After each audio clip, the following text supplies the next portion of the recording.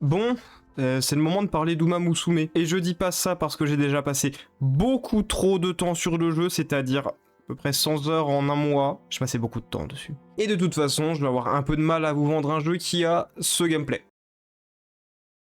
Wow!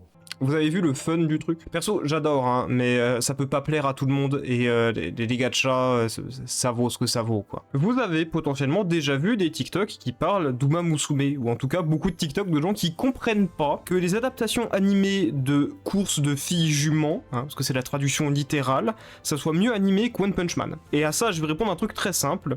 Les priorités du Japon, c'est pas les mêmes que les nôtres, d'accord?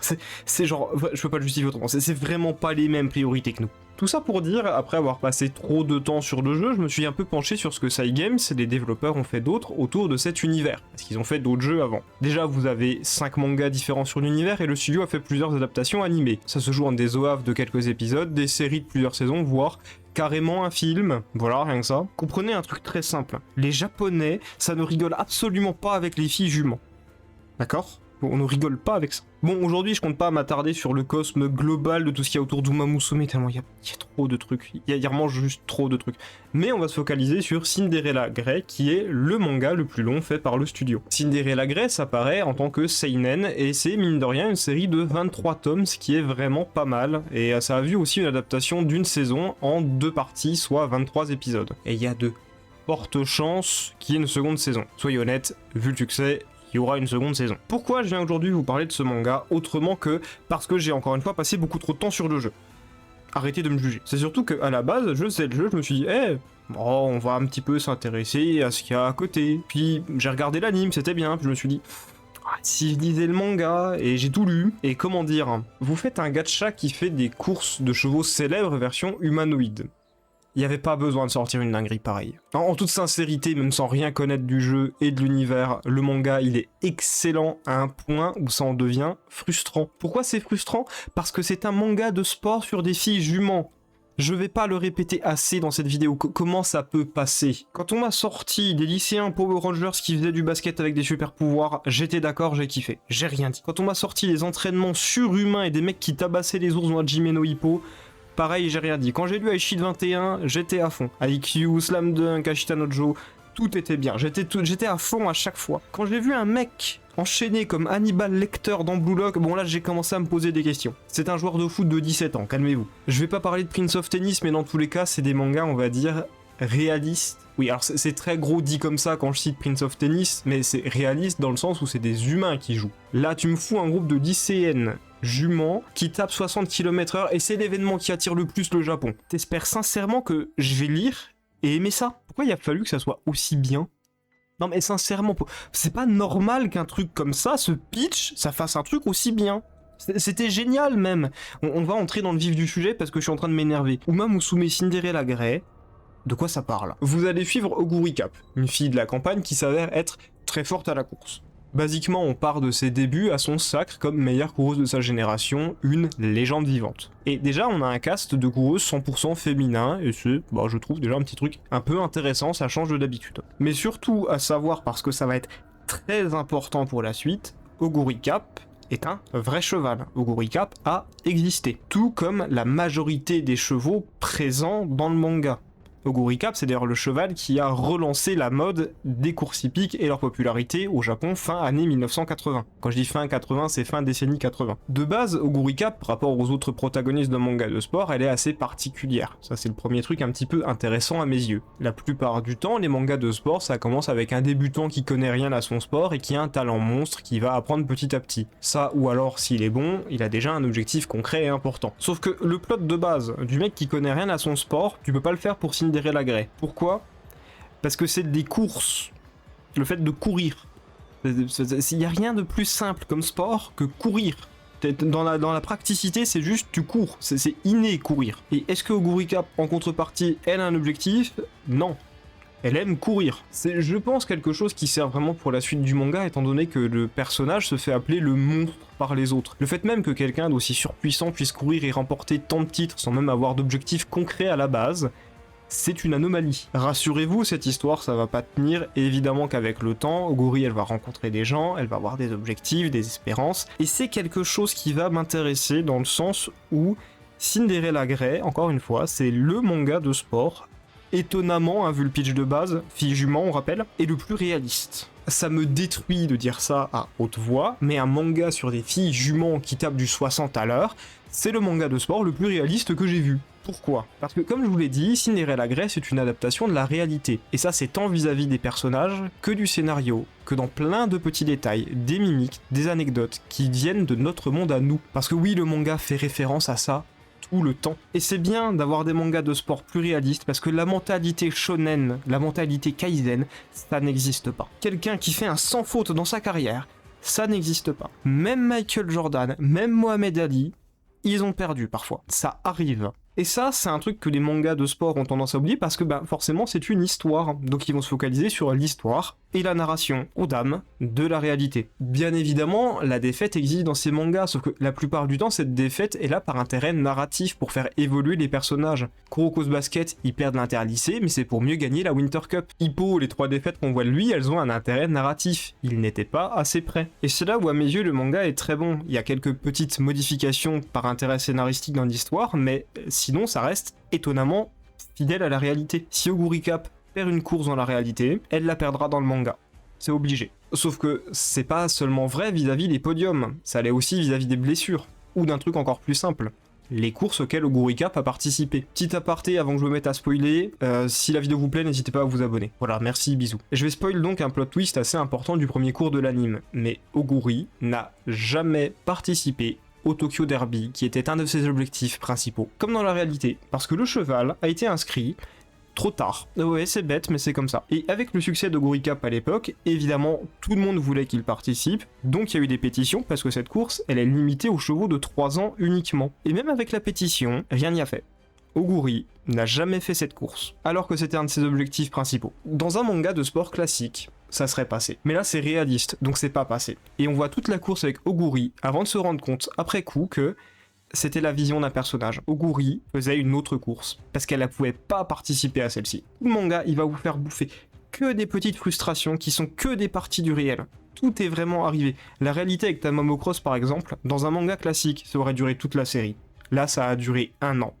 Parce que Tamamo Cross avait pris sa retraite. On vous parle des 3 légendes d'Heisei, Oguri Cap, Super Creek, Inari One. Et pourtant, c'est des chevaux qui n'ont quasiment jamais couru en même temps. Frustration de pas avoir de dénouement, comme qui dirait propre entre eux, parce que la plupart d'entre eux étaient blessés et ne pouvaient plus courir. Et à mes yeux, même si c'est frustrant, j'ai trouvé ça super plaisant d'un point de vue narratif pur et dur. Ça bouscule les codes habituels, si on sait pas la réalité, on sait pas ce que ça va donner pour Oguri, on sait pas si elle va gagner ou non. Et voir un univers plus réaliste et moins romancé, ça a du bon. Parce qu'il y a des choses qu'on aurait aimé voir, mais on n'a pas toujours ce qu'on veut. Et cette espèce de froide réalité, au début, elle est pas spécialement gênante ou frappante, mais au fur et à mesure du temps, elle devient presque étouffante. Les blessures sont monnaie courante, certains rivaux ne s'affronteront jamais, et chaque course ne vient plus seulement avec son lot de plaisir, mais aussi son lot de regrets. Et le poids des attentes, il est de plus en plus lourd. Avec ce genre d'écriture, on réalise bien que peu importe à quel point tu t'entraînes, il y a aussi une part de chance, tu peux pas gagner à tous les coups. Et pourtant, c'est loin d'être la plus grande qualité du manga, parce que sachez que j'ai tout lu en 24 heures, tellement le manga, il est fluide et agréable à lire. Il y a 23 tomes, on rappelle. C'est assez dur à retranscrire dans la vidéo, et même si parfois c'est frustrant, il y a des courses, elles vont faire seulement un chapitre. Là-dessus, c'est sûr, t'as l'impression de vitesse, mais surtout la lecture a toujours été très agréable. Je n'ai jamais buté sur une page, j'en ai jamais trouvé une trop lourde, et il n'y a jamais eu de pavé de texte insupportable, tout était digeste. Même si la mise en scène n'est pas la meilleure du monde,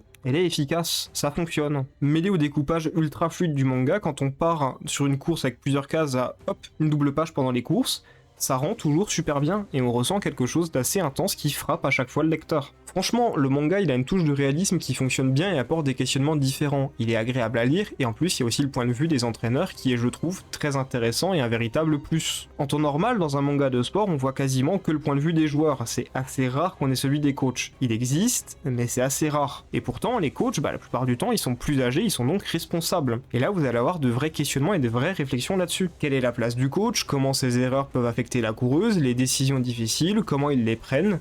On a des vieux coachs et des coachs plus jeunes qui les considèrent comme modèles ou maîtres, il y a des rivalités, mais surtout c'est toujours la même question. Comment on fait pour que la coureuse gagne. Ça a l'air de rien comme ça, mais ce genre de petits bonus et de petits ajouts, c'est des trucs qui rajoutent des points au manga et qui font qu'il devient vraiment très bon. Prenez l'entraîneur Musaka, ils auraient juste pu faire des gags dessus, en faire un vieil aigri. Pourtant, ils se sont concentrés dessus, ils ont fait des trucs super intéressants, un vrai développement, et le personnage est devenu, ultra attachant. Évidemment, le manga, c'est pas tout rose, il y a des trucs un peu plus clichés et un peu moins bons, mais la majorité, en tout cas, niveau personnage, elle est très bonne. Pourtant, c'est pas la plus grande qualité du manga parce que, à mes yeux, c'est autre chose. Le manga est excellent pour vous montrer des personnages mignons, un peu marrants, et en course, ça devient des monstres. C'est assez cool, mais ce genre de switch entre rigolo et sérieux, c'est bien fait. Et si c'est bien fait, ça va servir.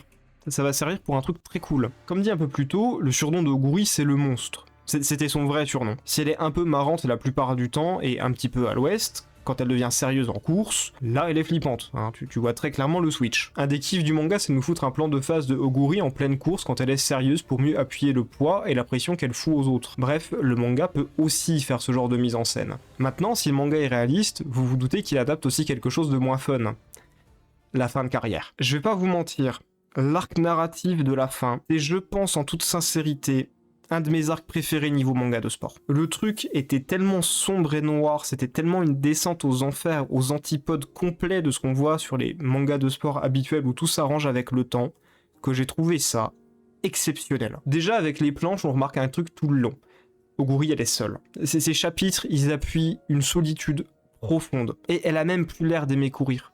Là, elle court par nécessité. C'est des objectifs, c'est des attentes de victoire. Donc, il y a un changement. Et surtout, Oguri, elle fatigue. Les carrières sur Uma Musume, c'est très court et elle a plus le niveau. Sauf que vous enlevez à un athlète la seule chose qu'il a et qui lui reste. Ça peut rien donner de bon. Et c'est à ce moment où la mise en scène et l'écriture étaient les meilleures. Et de loin, hein, vraiment, ça a fait que le manga, il est passé de bon à excellent. L'idée de Oguri qui court vers une horloge pour te dire que le temps est venu, ce qui d'ailleurs est une référence directe au titre avec Cendrillon, le fait que son apparence de monstre reste en dehors des courses, genre l'auteur garde le fait qu'on voit que son œil gauche, comme en course, avec les mêmes traits et la surprésence de noir. Le titre qui revient avec la symbolique de la chaussure et de Cendrillon qui la perd en essayant de fuir parce que il est minuit. D'ailleurs, l'horloge affiche minuit, et au début du mini-arc, t'as le bruit de l'horloge au début du chapitre. Ça rajoute encore de la pression. En plus, dans les courses, maintenant, on voit quasiment plus Oguri de face ou de dos.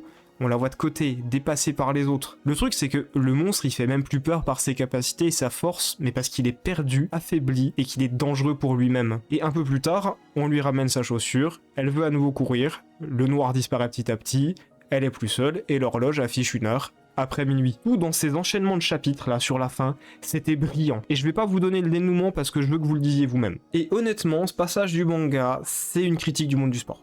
C'est totalement une critique du monde du sport, d'à quel point ça bousille les athlètes, et même plus, je pense que c'est une critique du monde des courses hippiques. On en demande trop aux chevaux. On en demande vraiment beaucoup trop, et on voit clairement Kitahara qui réalise, Kitahara c'est l'entraîneur, qui réalise que il en a trop demandé. Et on va aller sur un passage pas fun de la vidéo. Je vais essayer de le dire de la manière la plus douce possible, mais pour les chevaux, les courses hippiques, c'est une torture. Déjà, c'est un truc qui est beaucoup basé sur les paris. Il y a eu beaucoup de chevaux euthanasiés sur la course, ça a encore fait les gros titres récemment sur une course en Angleterre. En plus, le jockey bourrait quand même pour finir la course, bref, génial. Ce que vous voyez depuis tout à l'heure sur l'écran, là, c'est le nombre de chevaux de course morts en 2025. Seulement aux États-Unis. Et s'il y a des causes naturelles, la plupart des morts, c'est suite à des blessures ou des euthanasies. En fait, un cheval qui se pète la jambe, la plupart du temps, ils vont l'euthanasier. Il y a des fois où les fractures sont en effet trop sévères et le cheval souffrirait toute sa vie, donc c'est mieux. Mais parfois, même s'il peut se remettre sans grandes séquelles, il courra plus assez bien et comme ça coûte trop cher, il l'euthanasie. Et je suis un peu obligé de vous parler de ça parce que les courses hippiques, c'est la première inspiration du manga, et vous avez vu ce que ça donne. C'est pas pour rien que le manga le dit lui-même, les Uma Musume ont des jambes de verre. Hein. Je pourrais parler d'autres trucs pas fun vis-à-vis des courses de chevaux, c'est clairement pas le milieu le plus clean, mais on n'est pas là pour ça. Renseignez-vous de votre côté, c'est vraiment pas un monde tout joyeux. C'est même tout l'inverse. Dans tous les cas, foncez lire Cinderella Grey, même si vous connaissez rien aux courses ou aux jeux, vous allez adorer. Je vous garantis, c'est trop bien. C'était Béléus, et je vous dis salut à tous.